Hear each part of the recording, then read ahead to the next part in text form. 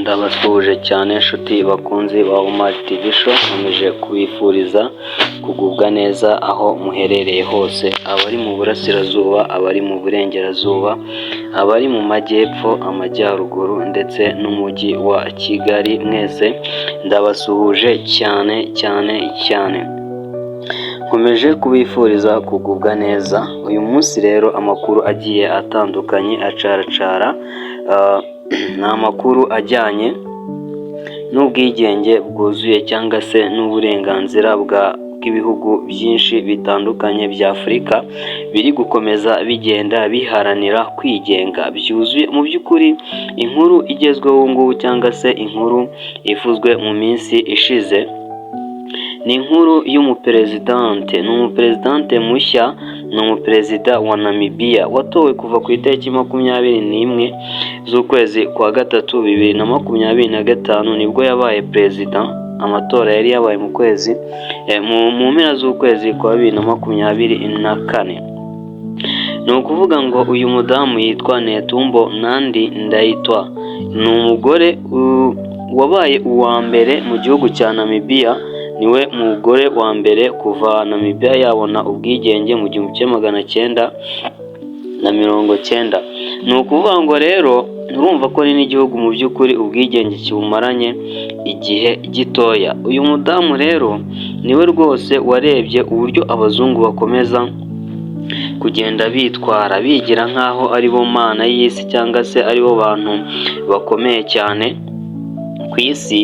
Mu by'ukuri kugira ngo ujye mu bihugu byabo bikaba byagusaba viza, ariko bo kugira ngo baze muri Afurika hakaba nta viza isabwa, ni ukuza nk'uwigiriye mu ntara imwe ava mu yindi.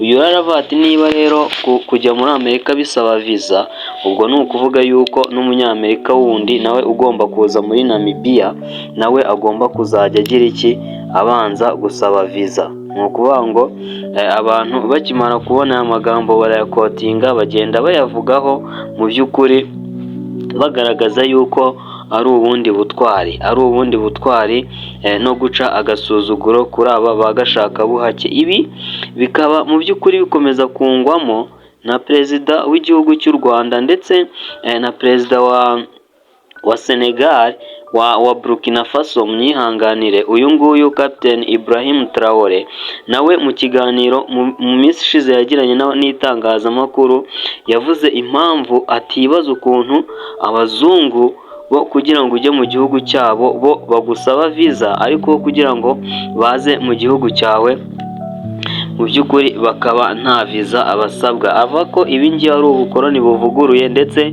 abona yuko ibi bintu bigomba guhinduka. Rero uyu mudamu Netumbo Nandi Ndaitwah yagiyeho kuri itariki 21 Werurwe 2025, yari asimbuye uwitwa Nangolo Mbumba wari wagiyeho nawe mu mpera za 2024 nk'agateganyo, ariko kubw'amahirwe make ejo bundi mu matora aratsindwa.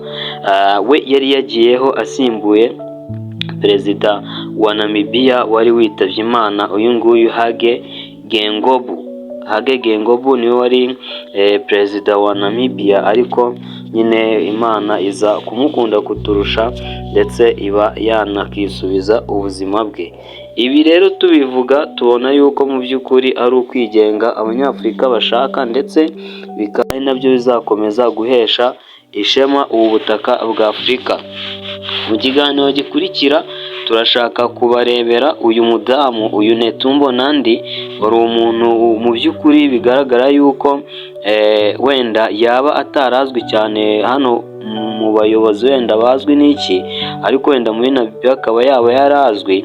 Turi buze kubashakira amakuru afatika, ndetse mu kiganiro gikurikira iki ngiki tukaba tuzabagezaho amakuru ajyanye n'uyu muperezidante, uri umwe mu baperezidante bari kuvuga ijambo mu by'ukuri rigafatwa nk'ijambo ryo gukangura bamwe mu baperezida ba Afurika mu by'ukuri bameze nk'aho basinzire cyangwa se bigize abakozi b'abo ngabo bagashakabuhake.